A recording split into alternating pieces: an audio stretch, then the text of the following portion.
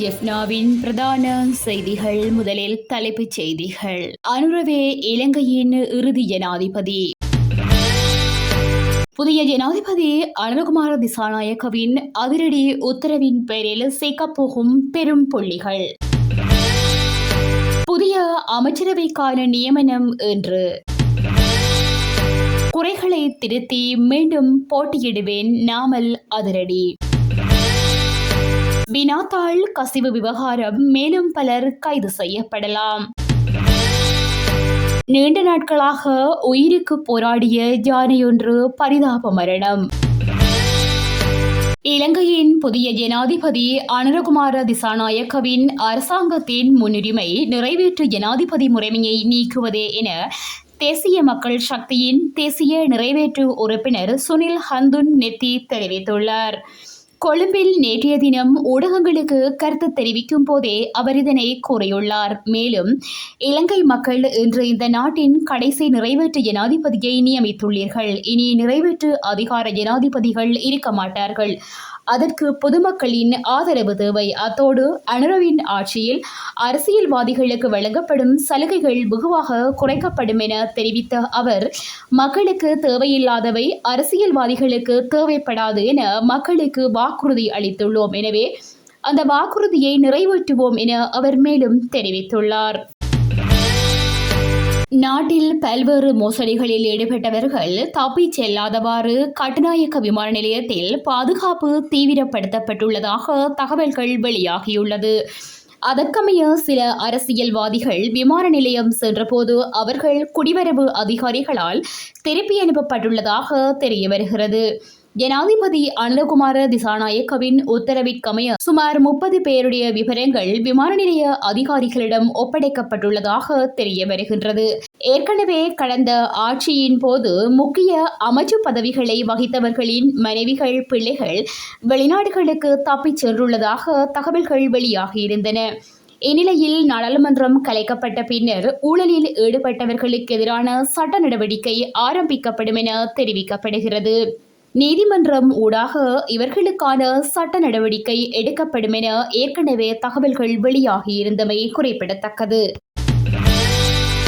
ஜனாதிபதி அனுரகுமார திசாநாயக்க தலைமையில் அமைக்கப்படவுள்ள புதிய அமைச்சரவை இன்று பதவி பிரமாணம் செய்து கொள்ளவுள்ளதாக தெரிவிக்கப்படுகிறது. பொது தேர்தலை நடத்தும் நோக்கில் குறித்த அமைச்சரவை நியமனங்கள் மேற்கொள்ளப்படவுள்ளதாக அரசியல் வட்டாரங்கள் தெரிவிக்கின்றன. புதிய ஜனாதிபதியாக அனுரகுமார திசாநாயக்க தெரிவானதை தொடர்ந்து பாராளுமன்றில் ஏற்பட்ட வெற்றிடத்திற்காக லக்ஷ்மன் நிபுணாராட்சியின் பெயர் விசேட வர்த்தகமானியில் வெளியிடப்பட்டது.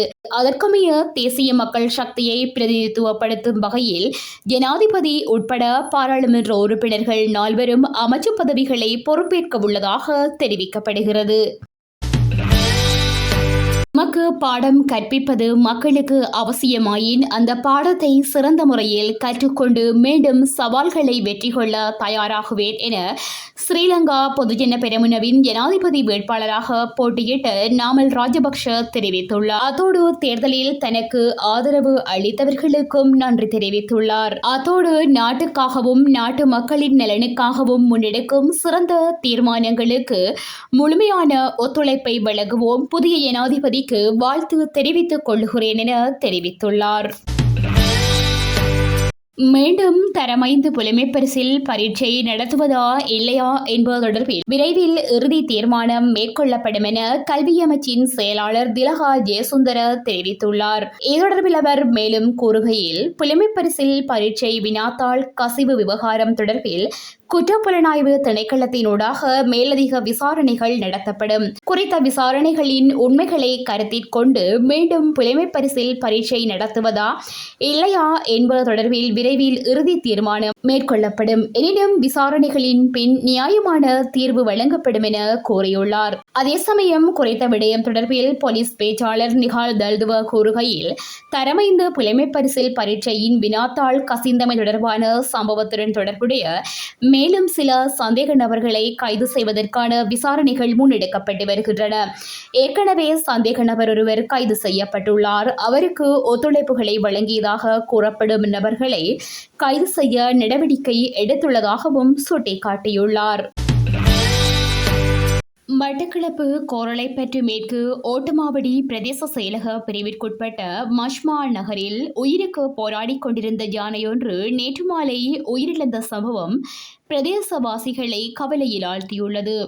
ஓட்டமாவடி மச்மா நகர் கோவிட் மையவாடியை அண்மித்த பகுதியில் கடந்த 16ஆம் திகதி யானையொன்று திடீரென நோய்வாய்ப்பட்டு எழும்ப முடியாத நிலையில் விழுந்து கிடந்துள்ளது.